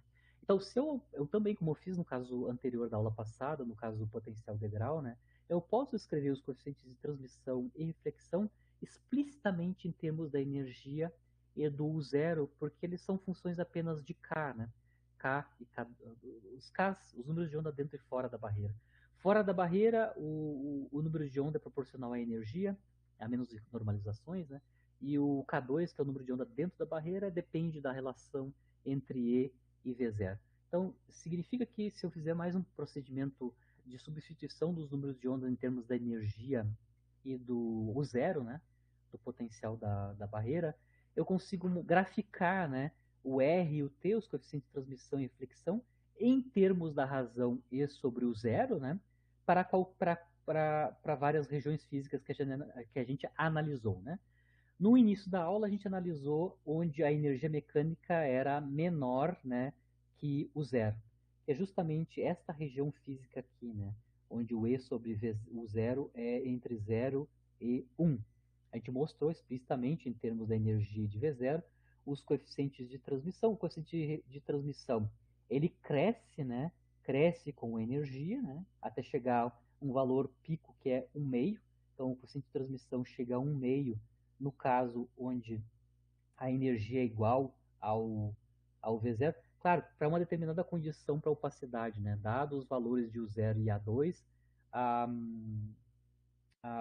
eu consigo chegar num pico para o valor do coeficiente de transmissão quando E igual ao zero, partindo de zero e aumentando a energia até chegar num valor de máximo, né? A mesma coisa, o inverso ocorre com o coeficiente de reflexão, né? Enquanto o coeficiente de transmissão vai aumentando com o valor da energia, o coeficiente de reflexão vai diminuindo, claro, com a energia. Claro, quanto mais transmitido, menos onda é refletida, né? Também convergindo com o mesmo valor máximo, né, para o R e o T.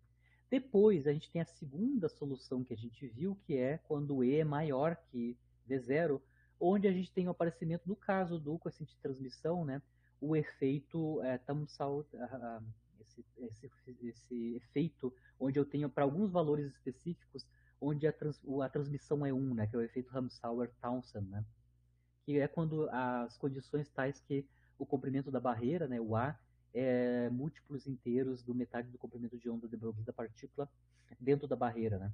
Que é o que eu consigo mostrar aqui. Aqui está o T partindo daqui para infinito, né? Para energia infinita, né? Partindo do E igual a V0, a gente tem o crescimento, e claro, você consegue ver que eu tenho vários valores de 1, né? Para o coeficiente de transmissão, né? Esses valores onde o t está dando 1 são justamente os valores de E sobre V0, né? Que são um conjunto de valores específicos, né? Onde a condição para a ocorrência do efeito Ramsauer-Townsend estão satisfeitos, ou seja, essa condição aqui, né?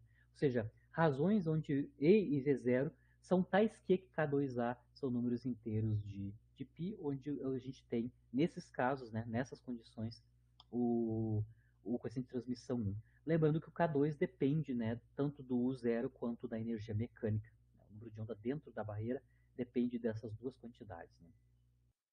E claro, quando a gente vai para limite de energia muito grande, a gente recobre o esperado clássico, né? Para energia muito grande, ou a razão E sobre o zero, tendendo a muito, muito, muito maior que 1, né?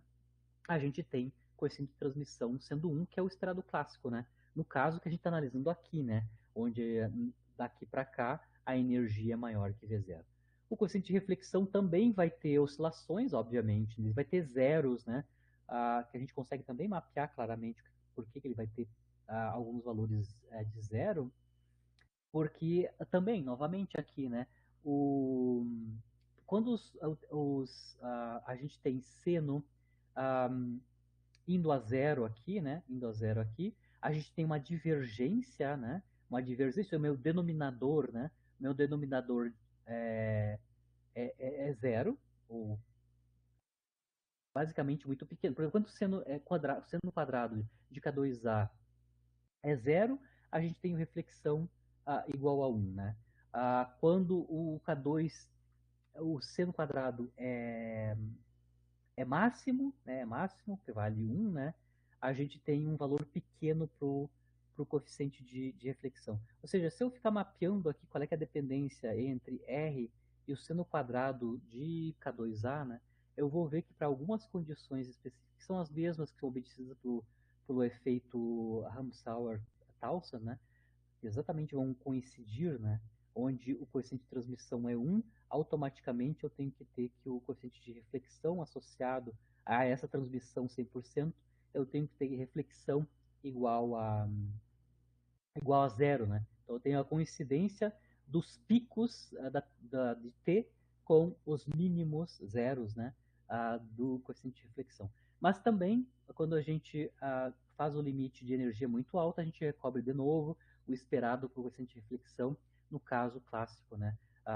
Não posso ter nenhuma partícula refletida no caso clássico, né? Todas elas são transmitidas, desde que o E seja maior que o zero, claro, né? Certo? Ah, você consegue ver que o comportamento dos coeficientes de transmissão e reflexão são um pouquinho distintos que no caso anterior, né? Não tem o aparecimento do efeito Ramsauer-Townsend, aqueles máximos e mínimos em T e R, né? Mas basicamente a gente consegue mapear essas propriedades justamente a partir da. No caso aqui eu não fiz o gráfico do TI e R em termos da energia para o caso anterior, né? Mas é o mesmo tipo de procedimento, né? Sempre o caso clássico, o limite clássico a gente vai recobrir no caso onde a energia é muito alta ou a energia é muito maior que a altura da barreira de potencial, tá? Então a gente viu bastante coisa aqui. Hoje a gente analisou então a questão do tunelamento quântico, T diferente de zero, ou seja, a probabilidade de transmissão diferente de zero numa região que é classicamente proibida, na região onde E é menor que o zero, e também um aparecimento de um fenômeno novo aqui, né? No caso onde a energia é maior que o zero, que é o efeito Ramsauer-Townsend, né? Onde eu tenho algumas condições da relação entre a energia e o potencial, a altura da barreira, né? Onde a gente tem transmissões de 100%, e se eu estou fora dessas condições, a gente tem transmissão diferente de 1, né? Que é o esperado clássico, né? Então, como eu estava comentando com vocês no início da aula, né? Na aula que vem a gente vai fazer exercício de fixação sobre o que a gente derivou teoricamente na aula de hoje, especificamente a aplicação do coeficiente de transmissão no caso de tunelamento quântico, né? Justamente aplicado ao microscópio eletrônico de varredura e o modelo de decaimento alfa, que é o modelo do Gamow, né?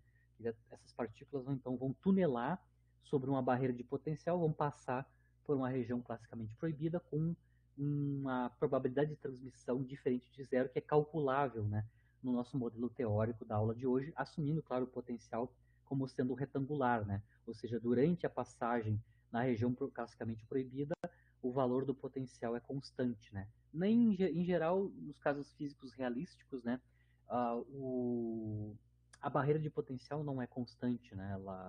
Ela é sempre variável com a distância entre a partícula e a fonte, né? Ou seja, onde a partícula estava ligada inicialmente e, e fora da barreira, né? em geral nunca são constantes, mas a gente pode fazer estimativas de ordem de grandeza usando, assumindo a simplificação, né, do potencial retangular para análise qualitativa, né? Tanto do microscópio de varredura quanto no modelo do Gamov para decaimento alfa e também o fusão nuclear, como comentei com vocês também, né? Basicamente é uma passagem de barreira colombiana repulsiva entre os dois prótons, por exemplo, no caso mais básico de fusão, né, que é fusão próton-próton, né? E depois vão seguir as nossas soluções para outros potenciais, complicando a questão dos potenciais, que é potenciais agora confinantes, né? Nenhum dos potenciais que a gente viu até agora, que são potenciais constantes positivos, né, nos confinavam a partícula dentro de uma região. Ela podia ser transmitida ou refletida, mas ela nunca ficava confinada dentro de uma certa região espacial.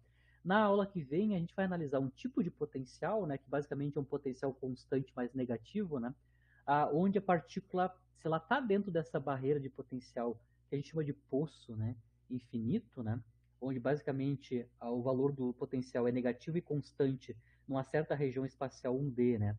E infinito, né, o potencial fora dessa região, a gente vai ter uma novidade aparecendo, que é, primeiro, o confinamento da partícula dentro dessa região, você já está presa a viver aqui dentro, né? Confinamento é uma coisa, e a consequência do confinamento, né, a consequência do potencial confinante é a quantização da energia ou dos níveis de energia associada com a partícula que está confinada dentro desses potenciais confinantes. Lembrando que aqui nos casos que a gente está analisando, as partículas estavam livres, né? Nos casos livres, a gente sabe exatamente a energia cinética da partícula, né? O momento é completamente determinado, é exatamente determinado, né? Mas a gente não sabe nada sobre a localização espacial, né? Em geral, porque elas são descritas por ondas planas, né? Aqui no poço infinito, ou nos potenciais confinantes, muda de figura, né? Eu não tenho, eu não vou ter mais a determinação completa, eu não posso pensar que as energias ou os momentos são contínuos, né? Eu vou ter uma discretização dos números de onda, né, como consequência do confinamento, e automaticamente a quantização dos números de onda vai induzir, então, uma quantização dos níveis de energia para a partícula dentro do potencial confinante, né? O potencial mais simples confinante 1D é o chamado poço infinito, né? Depois a gente vai analisar a questão do poço finito, né? Que é mais realístico, né?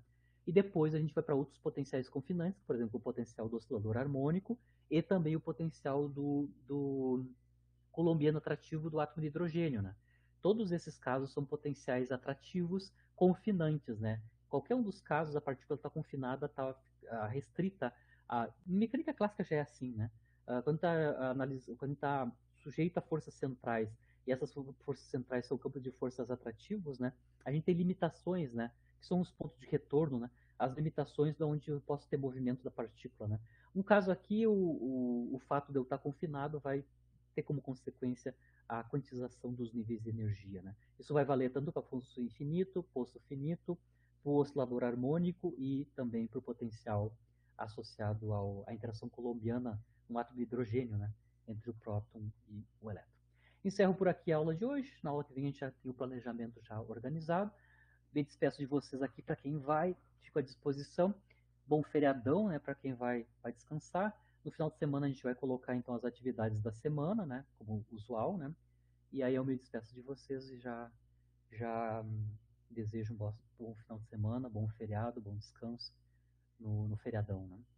Boa primavera, né? Vai começar a primavera semana que vem, tomara que esquente, né? A gente tenha condições mais agradáveis, né, no ambiente, né, no landscape. Certo, pessoal? Se vocês têm alguma dúvida, alguma questão, ainda fica um pouco tempo aqui com vocês para a gente discutir. Mas a princípio, me despeço de vocês e já desejo um bom feriado. Tchau, tchau. Nos vemos na terça-feira, né? Terça-feira continuamos. Próxima terça-feira. Terça-feira 21, né? 21 de